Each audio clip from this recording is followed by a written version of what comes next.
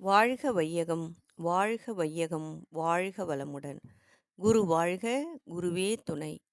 இந்த நாள் இனிய நாளாக அமையட்டும். அதற்கு இறையருளும் குருவருளும் காப்பாகவும் துணையாகவும் அமையட்டும். வாழ்க வளமுடன். அனைத்து அன்பு உள்ளங்களுக்கும் காலை வணக்கம்.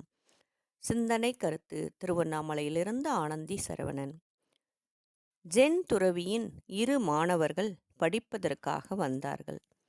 அவர்கள் இருவரிடமும் 2 விதைகளை கொடுத்து அவற்றை வளர்த்து அது தரும் மலர்களை கொண்டு வரச் சொன்னார்.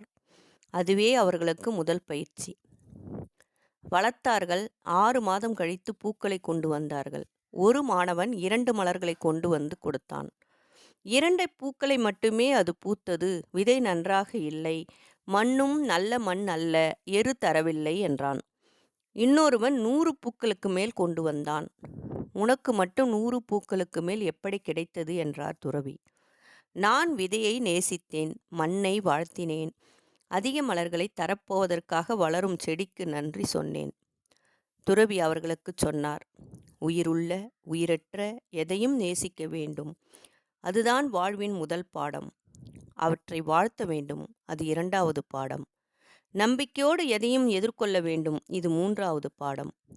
உபயோகப்படுத்தும் எல்லாவற்றுக்கும் நன்றி சொல்ல வேண்டும்.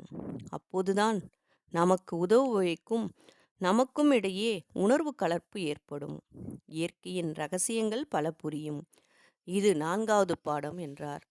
நன்றியுடன் இருப்போம். வாழ்க வளமுடன். நாமும் நம் அன்பு குடும்பமும் வாழ்க வளமுடன். நன்றி.